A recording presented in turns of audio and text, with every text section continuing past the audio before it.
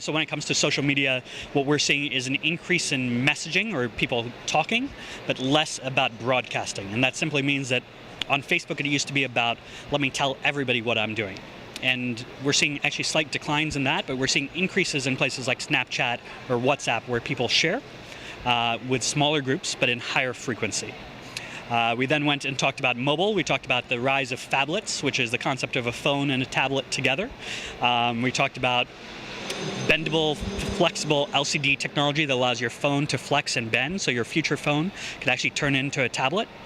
And then we moved into other topics. Some of them were augmented reality, which is looking at a lens and actually putting information on top of that. So Audi, for instance, their latest owner's manual, you can actually pull out your phone and actually look through your camera and learn everything about your car. We then went into 3D printing, which I think is pretty interesting. So I mentioned the Ring, and right now you can have 3D printers print a mug, a lot of different things. In the future, they'll actually be able to print food. And they'll be able to print circuits, so we could actually print a new microphone for you. And then we even talked about 3D printers on a larger scale that can print houses. So there's a company that built houses in 2.5 hours for under $5,000 with a large 3D printer. And then we also talked about the first printed car that just came out this week that was printed in 2 days, which is pretty amazing. And then we pushed the envelope a little bit more. We talked about health. So we talked about connected pills. So when you take pills in the future, they'll have chips in them. And it will automatically, as you're taking medicine, know whether it's working or not.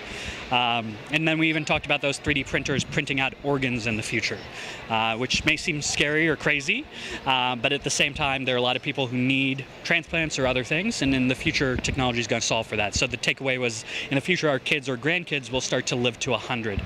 And then we ended up with time travel, right? So it starts with Back to the Future. And so when it comes to time travel, we talked about how quickly we're going to move in the future.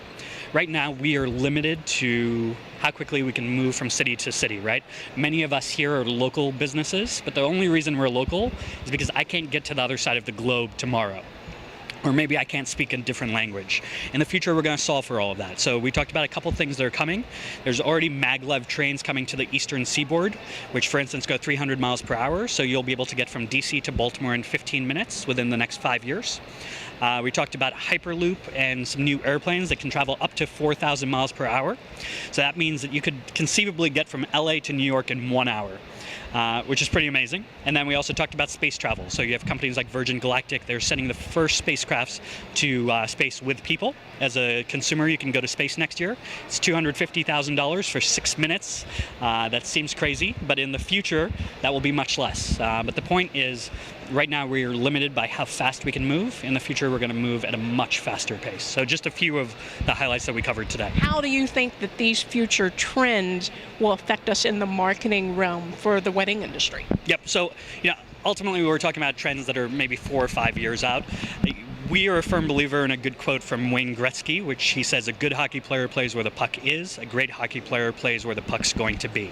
And so as a business, what we're thinking about is not what is our customer doing right now, it's what's our customer going to do in the future. And that's why we talk about technology.